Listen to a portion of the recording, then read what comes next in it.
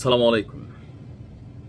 যত দিন ঘনাচ্ছে দেশের নির্বাচন ইস্যুকে কেন্দ্র করে প্রধান রাজনৈতিক দল বিএনপি, জামাত ইসলাম, ছোটখাটো পার্টি হিসাবে ফুলের কলি, শাপলার কলি, এনসিপি, ভিপি নুরের দল, তো তাদের মধ্যে একটা অস্থিরতা তৈরি হয়ে গেছে। বিভাজন আমরা স্পষ্টত দেখতে পাচ্ছি।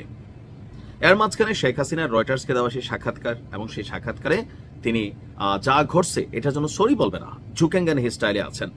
এমনকি কর্মীদেরকে তার ওই বক্তব্যের মাধ্যমে নির্দেশনা দেওয়া হয়েছে যেন প্রস্তুত হয় আগামী দিনের জন্য। তবে তিনি সাম্প্রতিক সময়ে বা ইদানিং বাংলাদেশে ফিরবেন না, যখন আওয়ামী লীগের শাসনামল আসবে তখন তিনি ফিরবেন। আচ্ছা, তো তিনি ফিরেন না ফিরেন, রাজনীতির মাঠে ডক্টর ইউনূস যেটা আশঙ্কা করছিল শেখ হাসিনাকে নিয়ে, সেটাই কিন্তু সত্যি হয়েছে। তবে আমরা দেখছি যে একদিকে শেখ হাসিনা যখন একটা বল করছেন, ইউনূস সরকার একটা ব্যাট করতেছে, আবার ইউনূস সরকার বল করলে আওয়ামী লীগ কিন্তু আরেকটা ব্যাট করতেছে।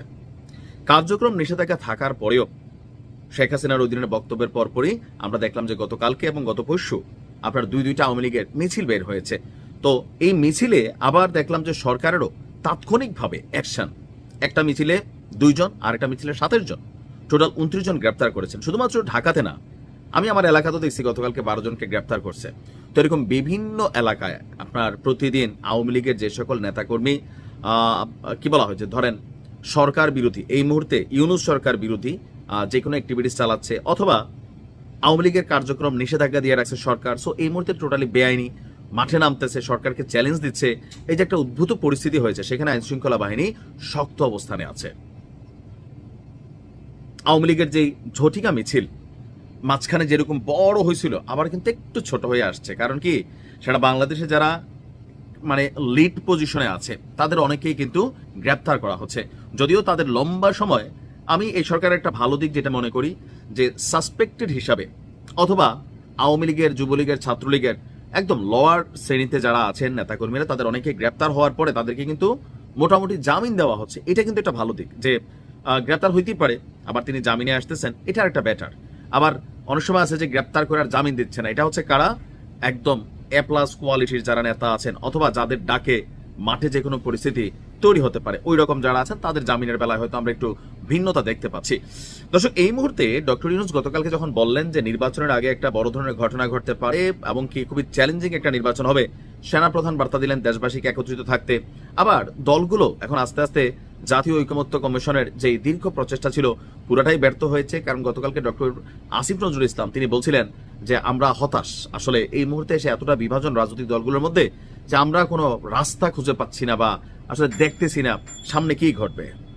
এখন মানে সবকিছু মিলিয়ে এই মুহূর্তে, নির্বাচনের আগ মুহূর্তে আওয়ামী লীগের সর্বোচ্চ চেষ্টা থাকবে নির্বাচন যেন ফেব্রুয়ারিতে না হয়। এটা হচ্ছে নিখাত বাস্তবতা, ঠিক আছে।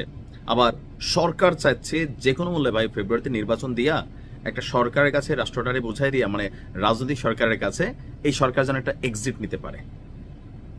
এখন রাজপথে থাকতে হবে। মোট কথা হচ্ছে আওয়ামী লীগ বলেন আর যাই বলেন, বাংলাদেশের রাজনীতিতে যেটা হয়, আপনি মাঠে না থাকলে হয় কি, মানে আলোচনা বন্ধ হয়ে যায়। আপনি দেখবেন প্রতিদিন আওয়ামী লীগ আলোচনায় আছে। এই যে আলোচনায় আছে, কারণে হোক অকারণে হোক, 5 জনের ঝটিকা মিছিল হোক, মুখে মাস্ক লাগাইয়া হোক, আলোচনায় কিন্তু জিন্দা আছে। এবং সরকারও প্রতিদিন কারণে অকারণে 2-4 বার আওয়ামী লীগের গালি না দিলে, শেখ হাসিনারে ফেসিস্ট, খুনি, স্বৈরাচার না বললে, বা আওয়ামী লীগ সরকারের সমালোচনা না করলে আসলে পেটের ভাত কারোরই হজম হয় না। আর যেটার কারণে আমার কাছে মনে হয় যে আওয়ামী লীগ 5ই আগস্টের পর হুট করে যেমন আলোচনা থেকে সরে গেছিল, ওই যে সরে যাওয়ার বিপরীতে এখন আবার এই রাজনৈতিক দলগুলোর বিভিন্ন অ্যাক্টিভিটিস, আমি গতকালকে দেখছিলাম ওই যে জুলাই আন্দোলনের সময় এক লোক 50,000 টাকা পকেটে নিয়ে আসছিল, বলছিল বাসায় 2 লাখ আছে, লাগলে আরো দেবো।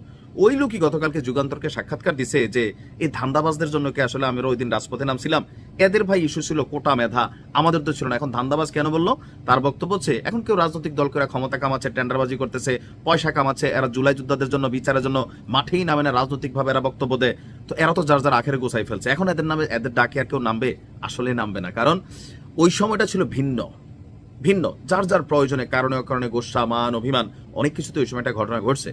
তার আওয়ামী লীগ এখন বুঝতে পারতেছে বিভিন্ন জায়গায় যে আওয়াজগুলো আসতেছে, তো আওয়ামী লীগের জন্য একটা পজিটিভ ফিডব্যাক তৈরি হচ্ছে। প্রথম দিকে আওয়ামী লীগের যেভাবে জনগণ ধাওয়া টাওয়া দিত, দৌড়ানে দিত রাজনৈতিক দলগুলো, এখন কিন্তু এগুলো কমে আসছে। সরকারের জায়গা থেকে সরকার মানে পুলিশ বাধ্য, এটা আওয়ামী লীগের সময় পুলিশ যে কাজ করছে এখনো এই কাজ করতেছে। তবে রাজনৈতিক দলগুলোর ব্যর্থতা খুব দ্রুতই আওয়ামী লীগকে তার আগের জায়গায় আস্তে আস্তে কিন্তু নিয়ে আসতেছে।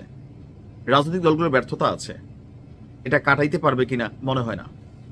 বাংলাদেশে আমরা ওই যে আমার সময় আমি আপনার একটা থাপড় দিছি, আপনার সময় আপনি আমার প্রয়োজন একটা ঘাই দিয়ে ফেলবেন, এইটাই মেন্টালিটি নিয়ে হাঁটি।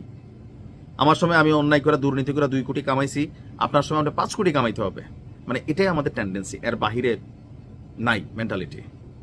দেখা যাক কি হয়, ভালো থাকবেন।